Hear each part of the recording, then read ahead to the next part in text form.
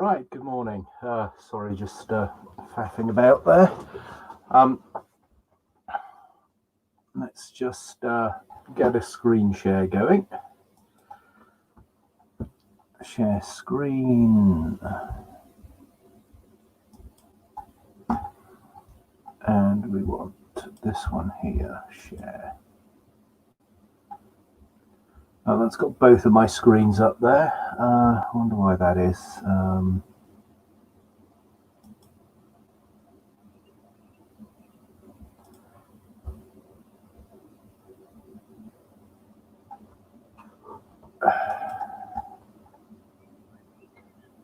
Bum, ba-dum, bum, bum.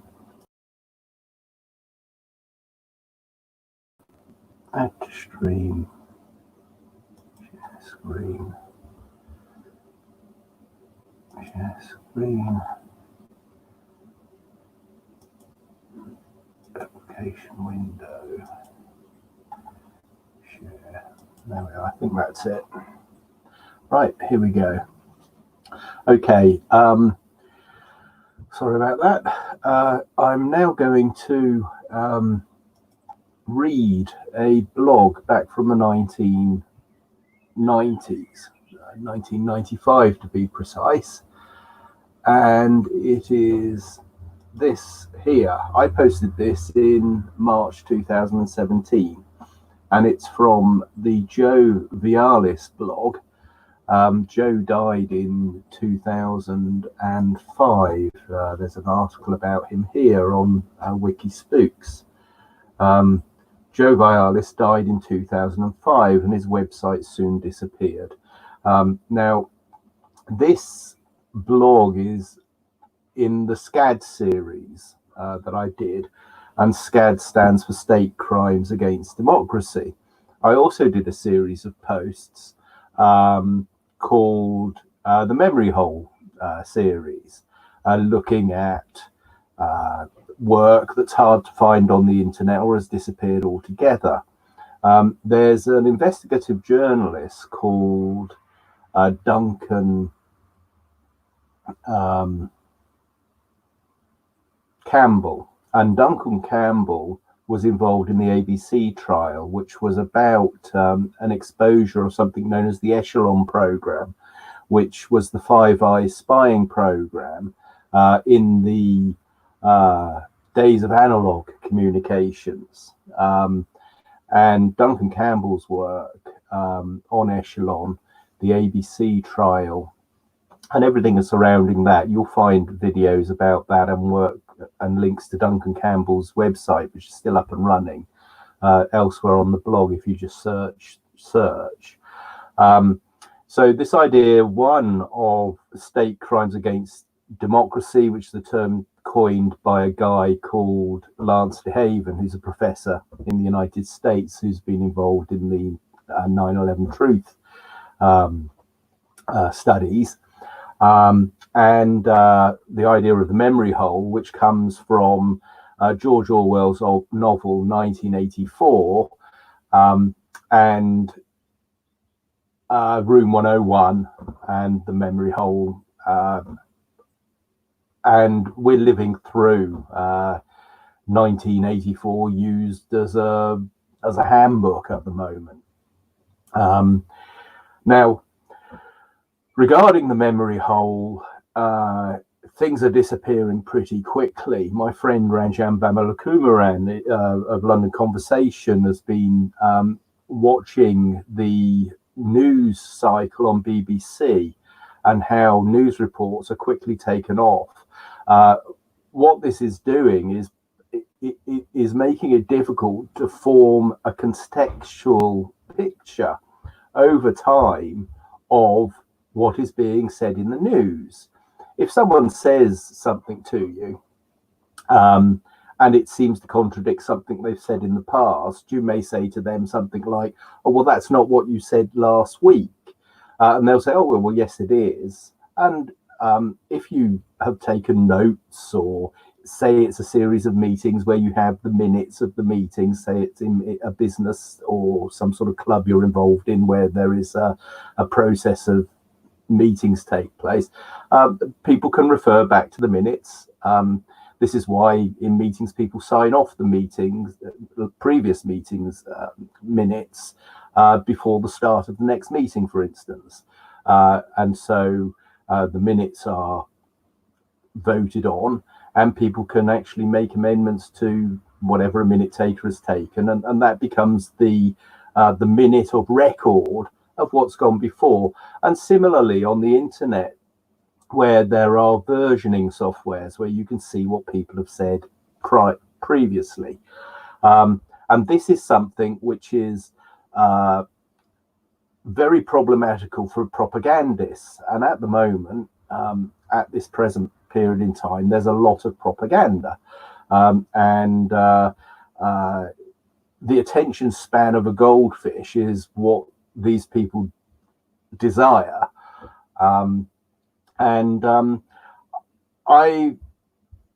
The other day I got Queen Mab out, and I was going to do a reading of Shelley's poem Queen Mab. I will do that at another time.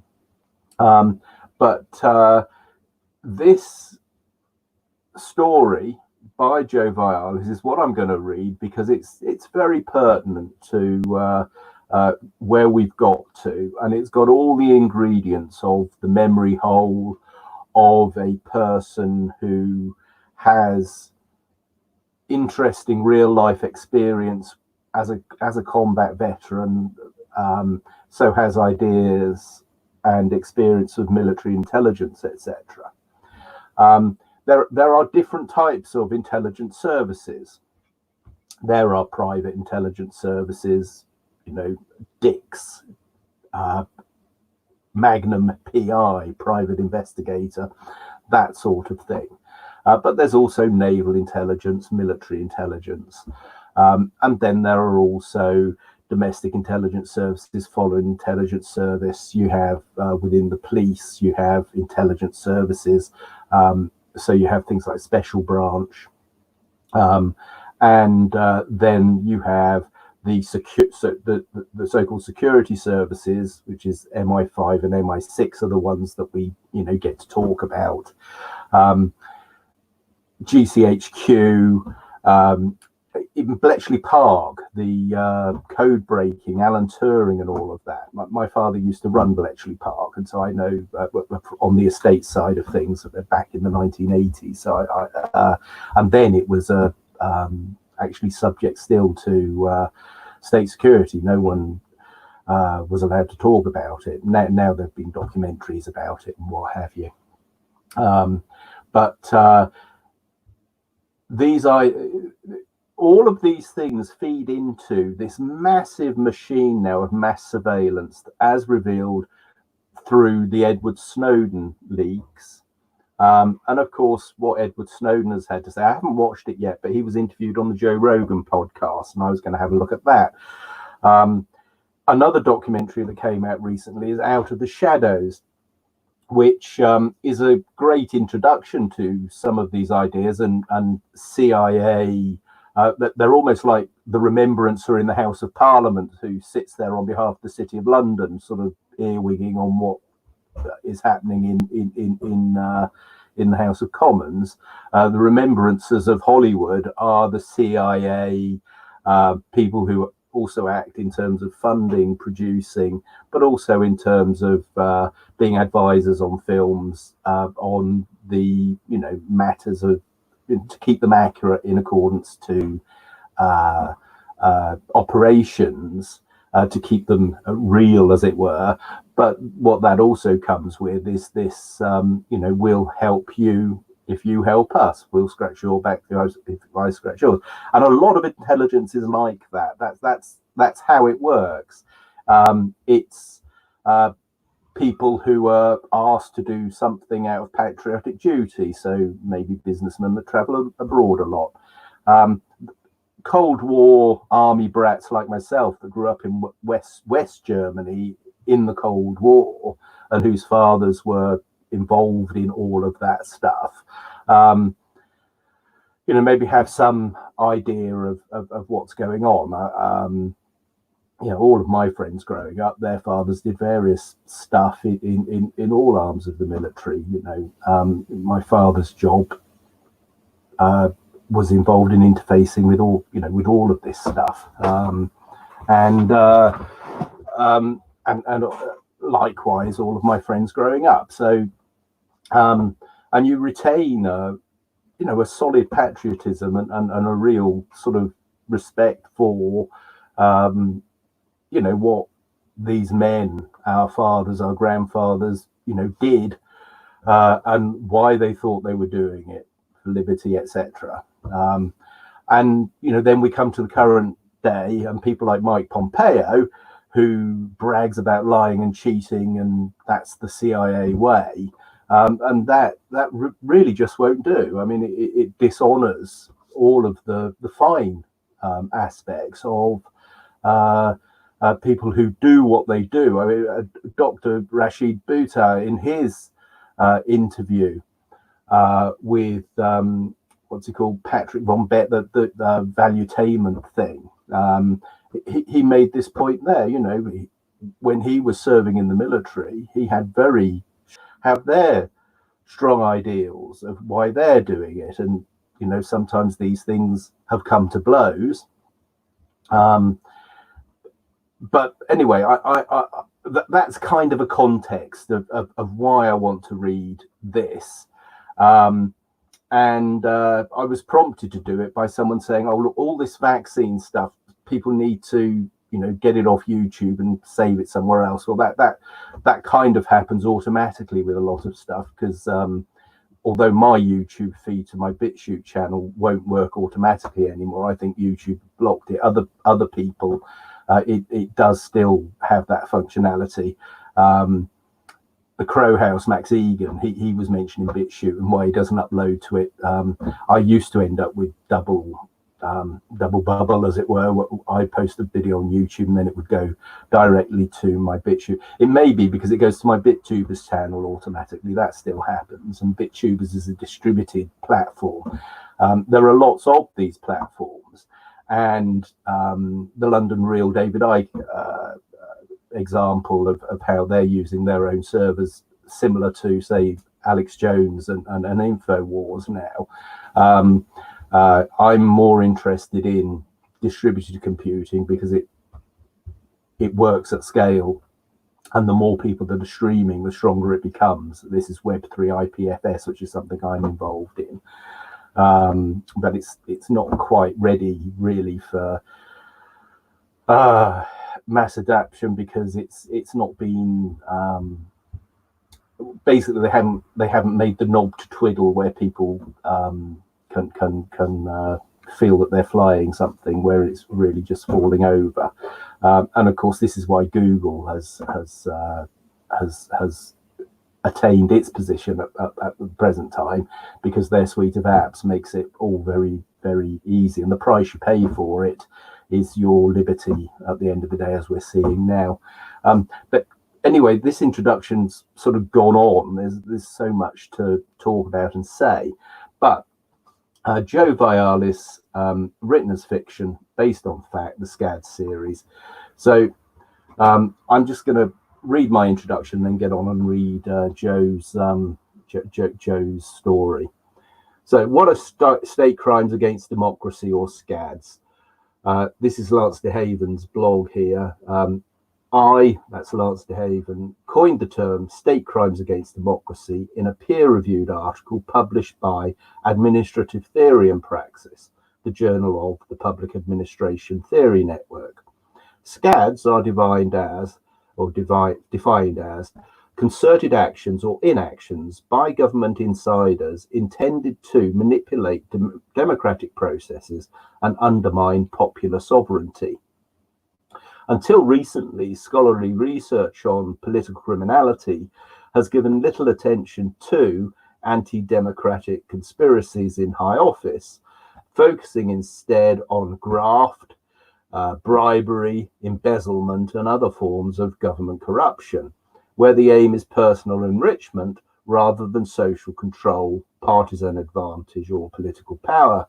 However, Scads are far more dangerous to democracy than these other more mundane forms of political criminality because of their potential to subvert political institutions and entire governments or branches of government. And there's a link on the blog there. So what I'm going to do now is go to full screen as I read Tesla's electromagnetic pyramids. This copyright of Joe Vialis, in memory of Joe, died in 2005, written as fiction based on fact. So let's just go to the full screen here, and I'm going to read this for people that perhaps would rather listen to it as a, maybe when they're, well, I don't know really, people aren't going on trains much at the moment. Anyway, written as fiction based on fact. During the late 60s, huge aerial masts started mysteriously springing up around the globe. Curious members of the public who bothered to ask were told that this was the new Omega navigation system, a passive and thus harmless aid to maritime and aeronautical navigators. Though Omega did provide navigational services for a while, these were finally discreetly dropped in the 90s.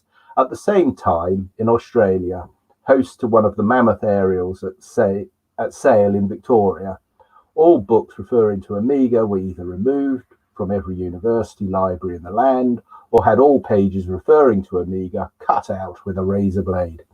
Strange behavior for a harmless navigation system. In reality, Omega was based on the work of Nikola Tesla and designed to function in a way quite beyond the comprehension of contemporary physicists.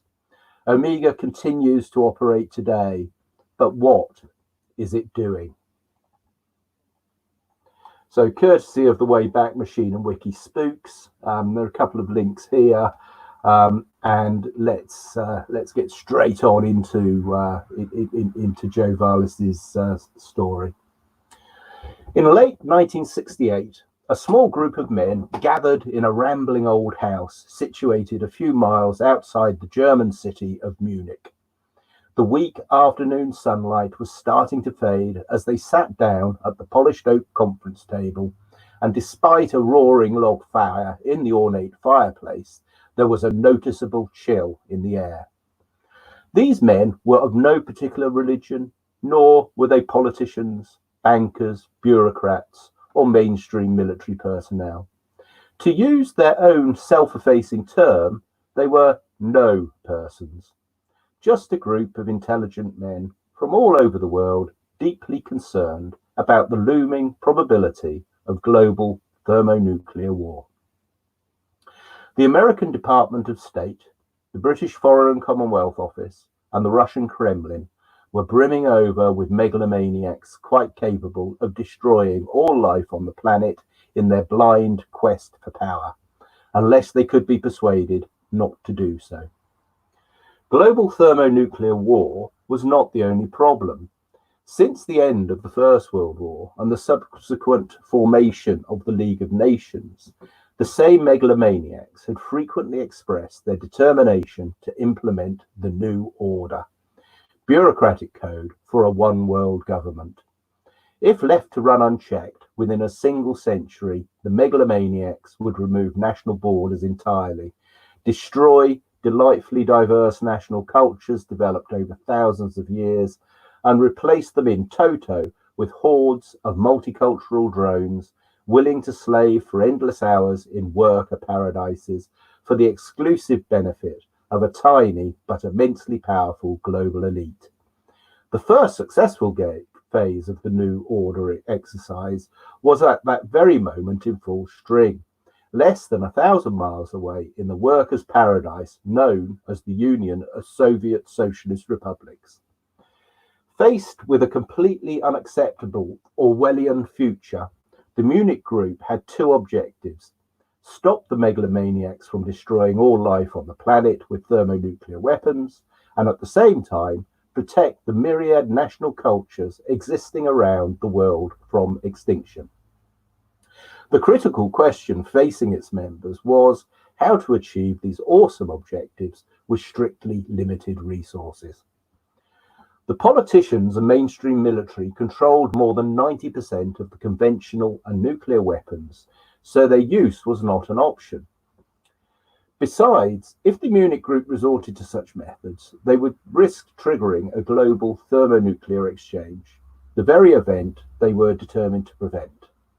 Many years later, this and other groups would supplement their arsenals with micronized atomic weapons for use against specific targets, but the primary weapon system under discussion at the 1968 Munich meeting was quite different and well beyond the comprehension of any professor of classical or quantum physics. Rising from the table, each member of the group approached a small strong room and removed a thick black file. The strong room door remained open throughout the meeting. If the security perimeter of the house was breached, the files would be placed back in the strong room in less than 10 seconds, and the strong room's 12-inch thick, thermite-filled walls would explode into searing, white-hot flames, destroying the files, the safe, and most of the old house in seconds. Group members might or might not have time to escape the blazing inferno, but none worried about the lethal possibility. Omega project security was far more important than personal safety. Each identical hand-typed file was titled Omega, the Final Solution, and contained details of an advanced global electromagnetic system based on the work of Nikola Tesla. The little-known genius, despised by physicists because he did not have the correct academic qualifications. Despite this notional impediment, around the turn of the century, Tesla managed to invent alternating current, the sort of electricity we still use in our homes today, and invented radio as well. Almost always working alone, this single man invented all of the basic electromagnetic devices which would later become essential to 20th century civilization, from light bulbs and fluorescent tubes to computers and television sets. Fortunately for the Munich group, that gloomy winter evening, Nikola Tesla also invented a great many other devices, some of them so advanced they had escaped meaningful scrutiny. The introduction to each file focused on specific sections of Tesla's patent 787412, dated 18th of April 1905, titled The Art of Transmitting Electrical Energy Through the Natural Mediums.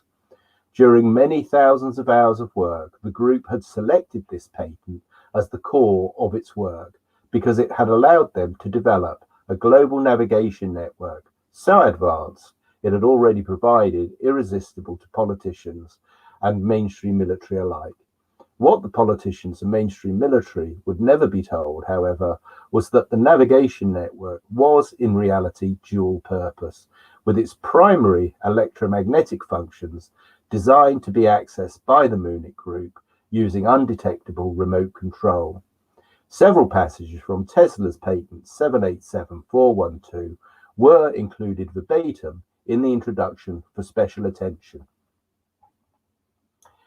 In the course of certain investigations which I carried out for the purpose of studying the effects of lightning discharges upon the electrical condition of the Earth, attained in the displays of electrical forces in nature, and which seemed at first unrealizable by any human agencies, but by gradual and continuous improvements of a generator of electrical oscillations, which I have described in my patent numbers 645576 and 649621, I finally succeeded in reaching electrical movements or rates of delivery of electrical energy, not only approximating, but as shown in many comparative tests and measurements, actually surpassing lightning discharges. And by means of this apparatus, I have reproduced, whenever desired, phenomena in the Earth the same or similar to those discharges. With the knowledge discovered by me and the means at command for accomplishing these results, I am enabled not only to carry out many operations by the use of known instruments, but also to offer a solution for many important problems involving the operation or control of remote devices, which, for want of this knowledge and the absence of these means, have hitherto been entirely impossible. For example, by the use of a generator transmitter of stationary waves and receiving apparatus properly placed and adjusted in any other location, however remote, it is practicable to transmit intelligible signals or to control or actuate at will any one or all of such apparatus for many other important and valuable purposes or other features or property of disturbances of this character. If several such generators, transmitters of stationary waves, preferably of different length, were installed in judiciously selected localities, the entire globe could be subdivided in definite zones of electrical activity, and such and other important data could at once be obtained by simple calculations or readings from suitably graduated instruments. For the present, it will be sufficient to state that the planet behaves like a perfectly smooth or polished conductor of inappreciable resistance, with capacity and self-induction uniformity distributed along the axis of symmetry of wave propagation and transmitting slow electrical oscillations without distortion and attenuation, without loss of clarity and power. Three requirements are essential to the establishment of the resonating condition. The Earth's diameter passing through the pole should be an odd multiple of the quarter wavelength, that is, of the ratio between the velocity of light and 4 times the frequency of the currents. The frequency of the transmitter should be smaller than 20,000 cycles per second. The most essential requirement is that, irrespective of frequency, the wave or wave train should continue for a certain period of time, which I have estimated to be not less than 1/12 or probably 0.08484 of a second, and which is taken in passing to and returning from the region diametrically opposite the pole over the Earth's surface, with a mean velocity of about 471,240 kilometers per second, 292,822 miles per second, a velocity equal to 1.5 times the official speed of light. The rest of each file contained details of other Tesla patents and research work carefully prepared and combined to enable the construction of the dual-purpose navigation network and global electromagnetic control system. When completed worldwide to the viewing public, the Amiga network would appear as a series of rather boring radio navigation masts situated at strategic points around the globe, with aerial wires radiating out from the upper part of each mast, giving the appearance of a circus big top, though one of the group repeatedly insisted with more than a little scientific justification that the network should be called Tesla's electromagnetic pyramids.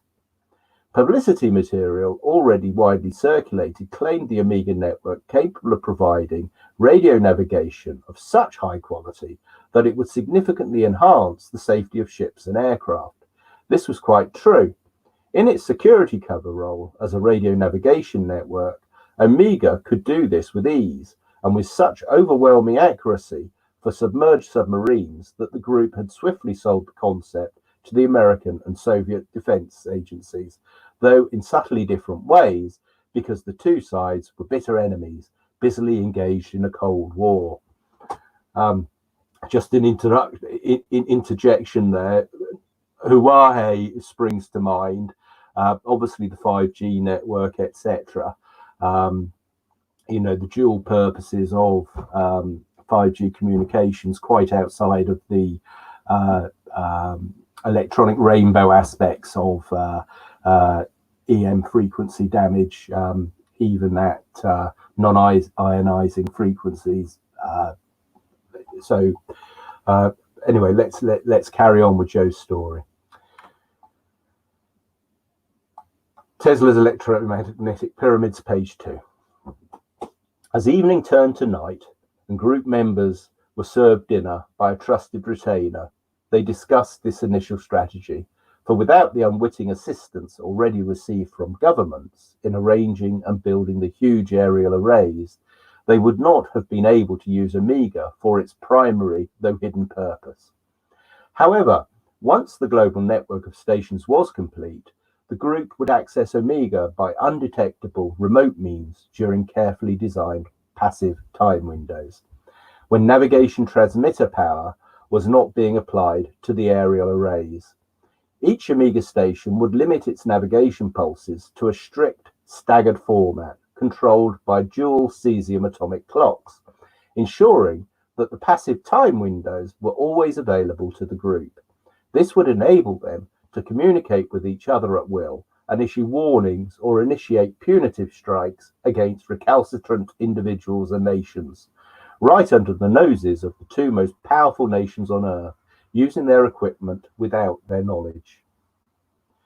As coffee and brandy were served after dinner, the American member of the group brought the others up to date on progress. His government had enthusiastically embraced the chance to gain an edge over the commies and had quickly arranged covert funding for the construction of a global network of 8 Omega stations. Plans had been completed for 8 stations located in America, Argentina, Japan, Liberia, New Zealand, Norway, Hawaii, and on the French island of La Réunion, of which there were already operating. 3 were already operating.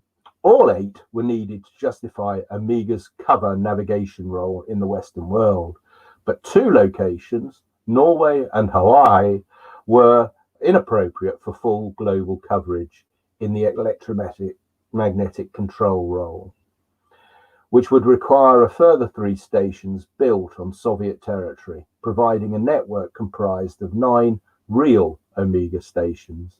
The 2 stations to be built in Norway and Hawaii would therefore be smaller, less powerful, and of an entirely different design, ensuring that their use in the Western navigation role would not cause inadvertent jamming during periods when the 9 real Omega stations were in use by the group.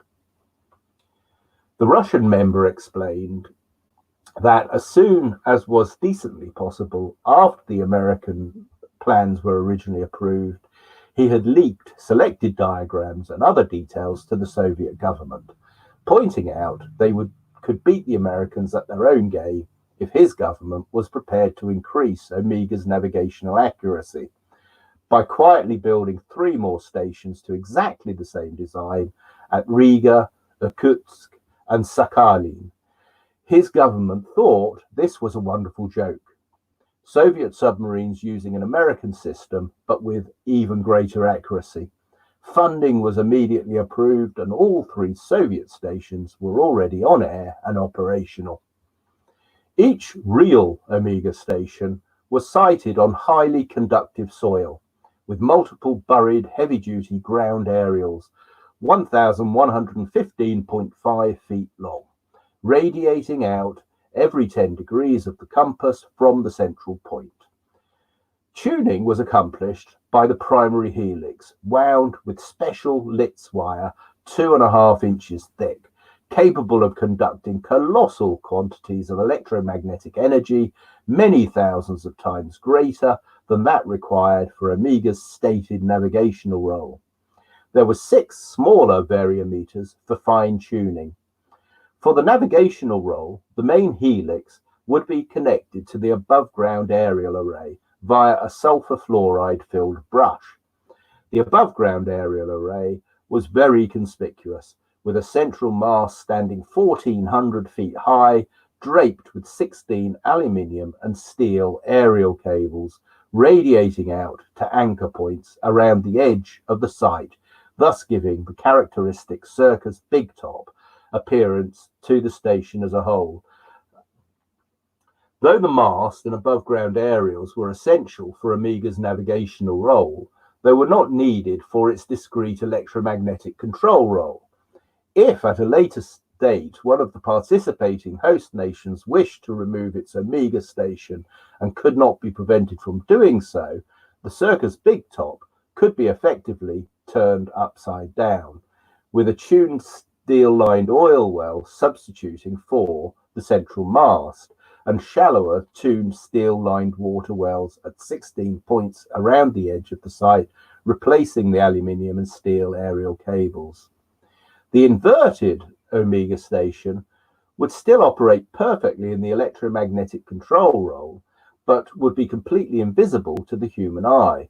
All that was needed was a powerful oil drilling rig for the central well and a less powerful water drilling rig for the shallow radial wells, a cable laying machine for the underground aerials, discrete drilling crews, and local government permission to drill exploration wells in search of oil reserves believed to exist in the area, because every government on Earth wants to believe it has oil reserves, and because the group would offer to drill the exploration wells free of charge as a goodwill joint venture. Success was assured.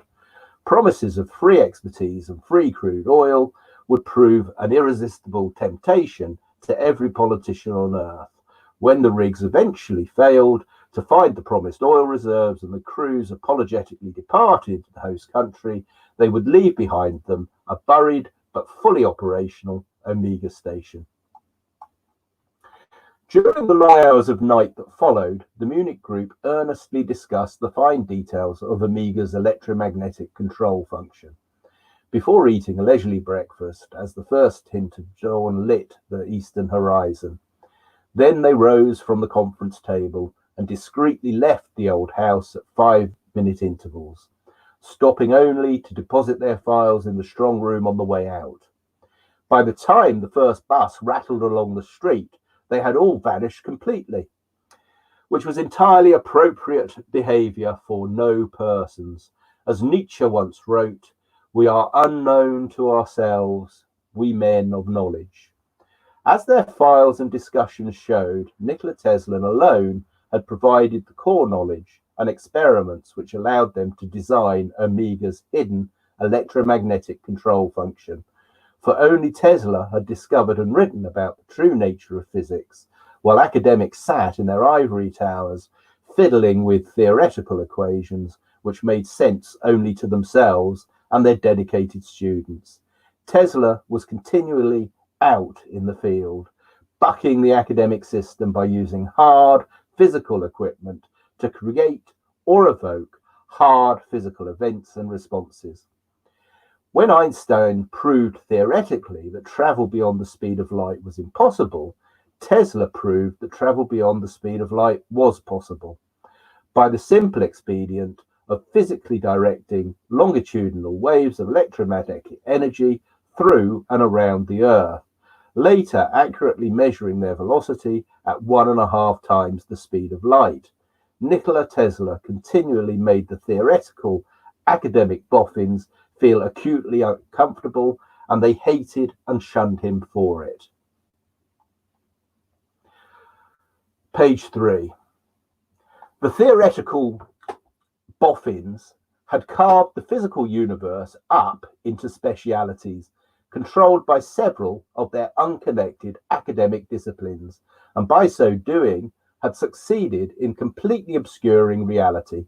For example, a man visiting his local university and asking for an explanation of exactly how he was able to see a hill 5 miles away would be told that this was a very complex scientific matter. The poor fellow would first be directed to the neuroscientists and psychologists, who would explain how his eyes worked before being passed on to the physicists and perhaps meteorologists, who would explain about photons and the atmosphere between his eyes and the hill. Eventually, he would probably be handed on to the geographers and geologists, who would explain the physical appearance and composition of the hill itself. Thus, the simple problem of seeing a hill 5 miles away had been converted into several different packages of irrelevant academic rubbish, capable of providing a living for at least 5 theoretical boffins and their families. Nikola Tesla knew it was rubbish, because he knew that everything in the universe is connected to everything else by an endless loop of electromagnetic particles, also known as energy, which Tesla proved vibrated naturally, with identical frequency ranges.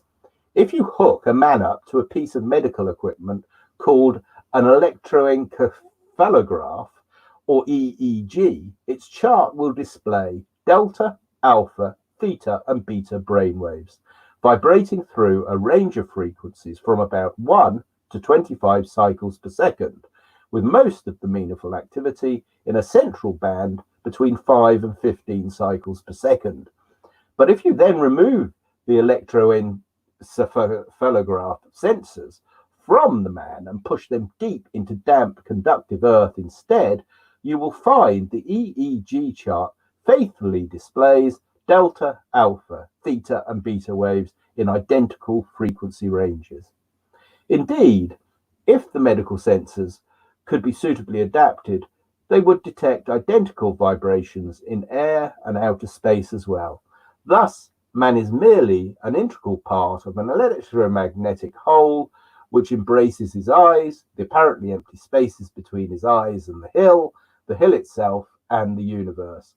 Remove or even deflect any of the billions of particles comprising this electromagnetic whole, the man would be rendered incapable of seeing anything at all.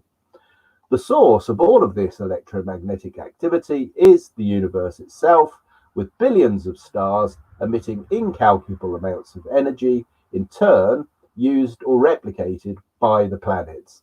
Planet Earth is a gigantic electrical generator spinning around two magnetic poles from which limitless energy can be tapped at will, provided appropriate tuning is used, which in the case of Omega means magnifying and applying appropriate resonant frequencies.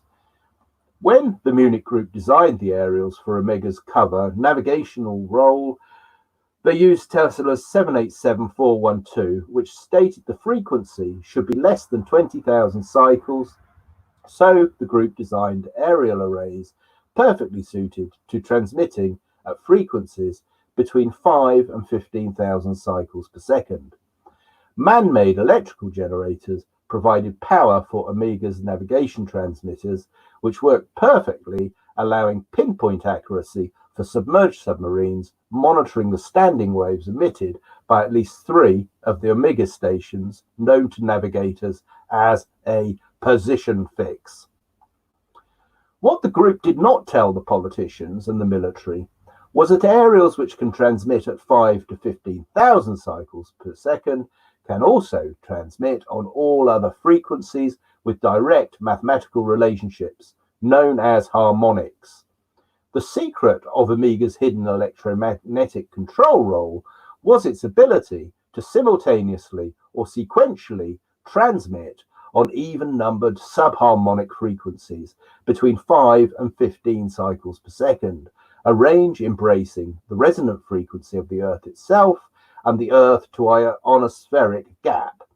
And just as submerged submarines could fix their positions with pinpoint accuracy by monitoring the standing waves emitted by at least 3 of the Omega stations, the Munich group could use the Omega network to direct subharmonic standing waves and thus resonant effects of virtually any magnitude to literally any point on Earth with equal centrimetric accuracy. Exactly which effect was produced at that point on Earth would be determined by the precise resonant frequency used, accurate to 3 decimal places. Every material in the universe, organic or inorganic, has its own unique resonant frequency, allowing Omega extreme accuracy in its electromagnetic control role. The best known example of natural resonance is the soprano who shattered a wine glass 20 feet away by singing a particular note. She was singing a note at the unique resonant frequency of the glass itself, which vibrated in sympathy until it exceeded its stress tolerance, then shattered into hundreds of pieces. Using exactly the same principle, if Omega directed the resonant frequency of, say, basalt rock at a precise point on the Earth's surface at vastly increased magnitude, the effect would be identical in that the basalt rock would vibrate naturally with increasing force until eventually a tremor or earthquake occurred at that precise point. Destroying entire regions by earthquake or tempest would be a complete overkill for a network designed from the outset by the Munich Group to persuade a bunch of megalomaniacs to cease and desist from violence, threatened against whichever small sovereign nation was the chosen terrorist state of the month. So the Amiga network would normally be used to demonstrate the likely catastrophic punitive response if the megalomaniacs refused to heed warnings from the Munich Group. Say, for example, that the American megalomaniacs were planning to bomb another 100,000 Iraqis into instant bloody oblivion. The Munich Group might send a telex or facsimile to an unlisted number deep within the US Department of State, suggesting such action would be considered extremely bad manners, and if it was not cancelled immediately, the electrical supply to the entire eastern seaboard of America would be disrupted, causing incalculable damage to property and commerce in the megalomaniac's own backyard.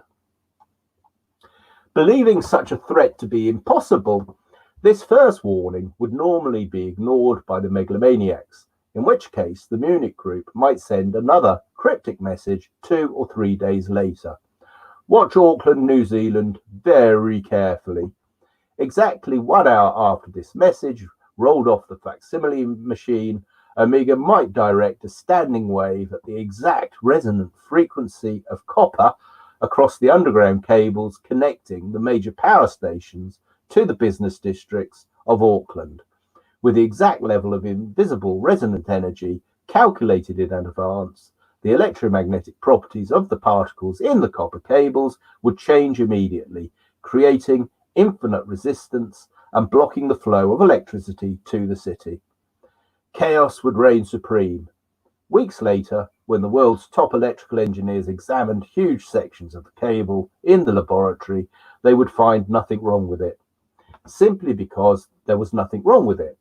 The resonant blocking effect, used locally in New Zealand, would leave no visible signs of damage. In this way, the American Department of State might be convinced solely by the grim demonstration in New Zealand that it should spare 100,000 innocent Iraqi lives.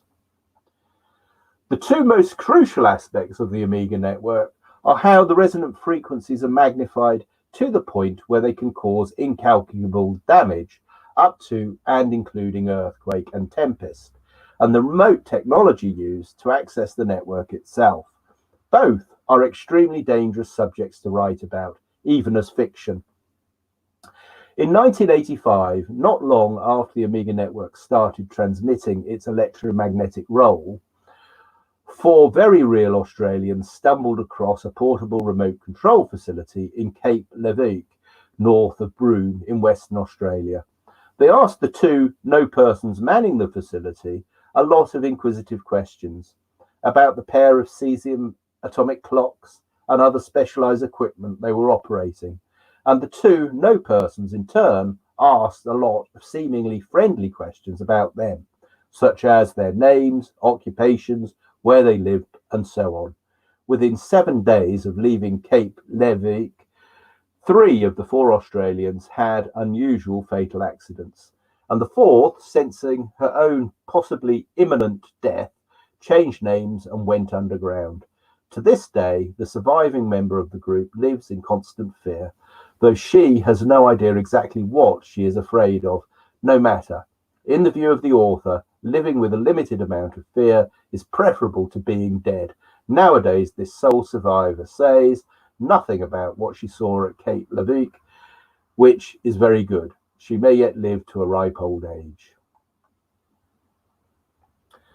Long before this incident, the Munich Group encountered several delays in the construction of its 9 real Amiga stations. Though supposed to be on air and operational by the early 1970s, 2 stations in particular posed almost insurmountable problems. Peace groups in Norway and New Zealand incorrectly identifying the Amiga network solely as a command and control network for American nuclear ballistic missile submarines mounted campaigns to block construction in both countries. Because the Munich group did not at that time have sufficient funds or access to either country, enabling it to drill inverted Amiga stations in their place, its members could do little more than seethe with impatience.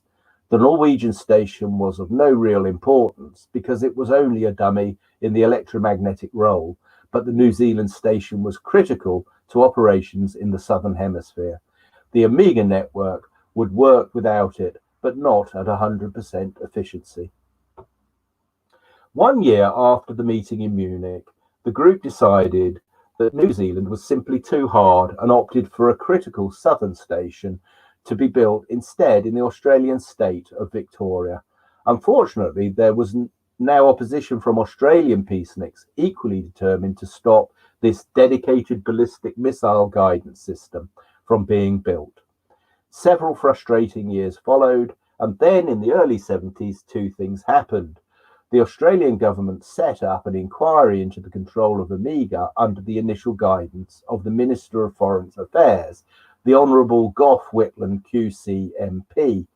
In turn, this sudden use of a dreaded committee, likely to cause extreme delays simply because it was a committee, alarmed the Munich group to the point where it later decided to send a no-person project engineer to Australia to examine the feasibility of building an inverted Amiga station if all else failed. That no person was an engineer using a passport in the name of John Frederick, though he was known to the Munich group only as Iago. Over the years that followed, Friedrich visited several potential sites across outback Australia, earmarking 3 for future development. But then, in 1977, confidential advice was received that the official Amiga station to be sited at Darriman in Victoria would definitely get the green light. Frederick was then quietly infiltrated into a little-known organisation called the National Safety Council of Australia, Victoria Division, as its engineer for emergency services. By late 1981, the Amiga project was well underway, and John Frederick was kept busy ensuring that it did not come under attack from a bunch of well-meaning peaceniks.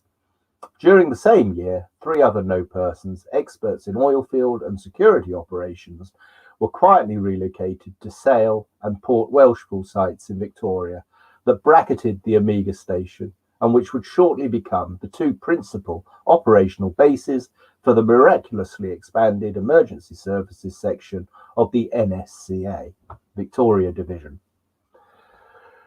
The choice of oil field and security experts was no accident. Over recent years, the Munich group had quietly acquired significant funding and was no longer prepared to run the risk of losing global Amiga capability at the whim of any single national government. To counter this, 5 inverted Amiga stations were to be drilled to ensure global integrity. 1 inverted Amiga would be drilled in Australia, another in America, and 3 more elsewhere. The level of drilling expertise would need to be extremely high, as would security, hence the 3 extra no-persons relocated to Sale and Port Welshpool.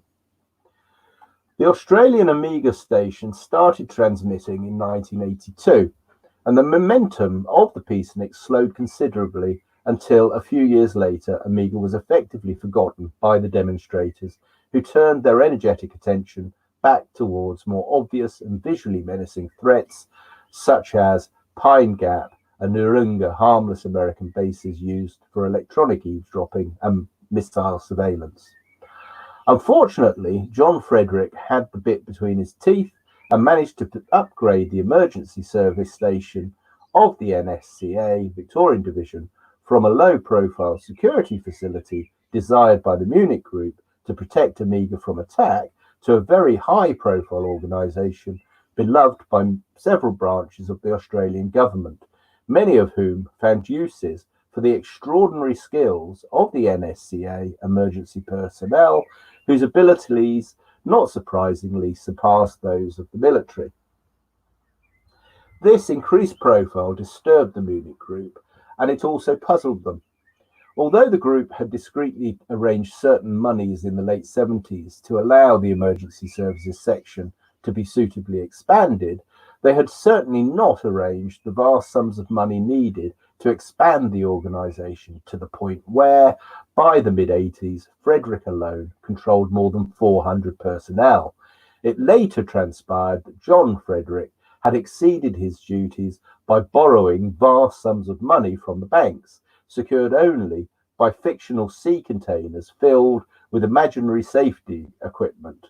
Whether he did this for reasons of personal aggrandizement or because he genuinely thought that Amiga was in need of vastly enhanced security will probably never be known. The bubble finally burst in early 1989 when the deception was discovered by the NSCA Victorian Division, was disbanded, along with it, Amiga's discreet security cover. A year later, someone fired several bullets into Frederick's family home at Seaton from close range, and this seemed to be a turning point for him.